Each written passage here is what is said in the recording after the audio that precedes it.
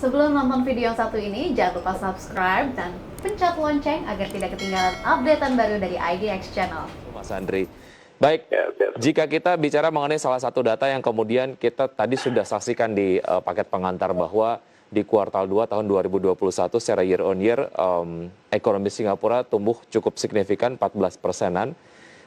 Apa yang kemudian membuat pemulihan ekonomi Singapura begitu relatif cepat, Mas Andri, dari analisa Anda?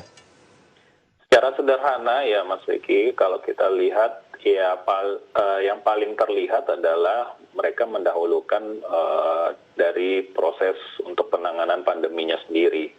Kita bisa lihat ini mulai dari kuartal kedua di tahun 2020. Memang yang dikorbankan adalah perekonomian mereka begitu ya. Kalau saya tidak salah itu 40%-an turun pertumbuhan GDP mereka di kuartal kedua 2020. Ini artinya memang mereka berusaha untuk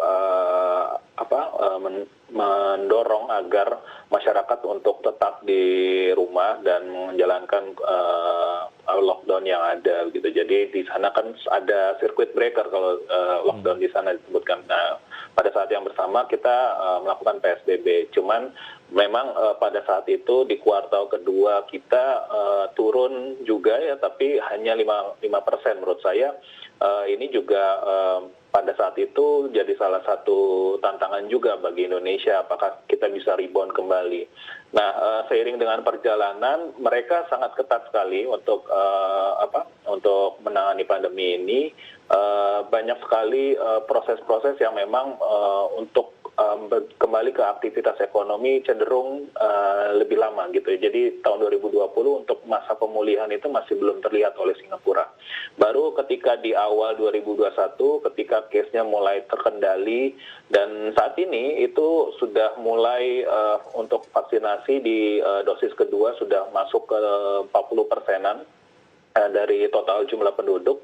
Nah itu membuat pemulihan ekonomi dari Singapura berjalan sangat cepat. Jadi memang kunci utamanya adalah fokus kepada kesehatan.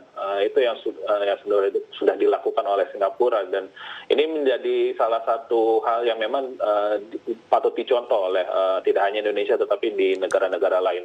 Karena Singapura sendiri tahu bahwa di kuartal kedua ini proses pemulihan ekonomi tidak hanya dilakukan oleh Singapura tetapi secara global begitu ya. Jadi ekonomi Singapura yang bergantung kepada perekonomian global dari perdagangannya, ekspor dan impornya, ini juga salah satu yang mendorong perekonomian Singapura melaju cukup kencang di kuartal kedua ini.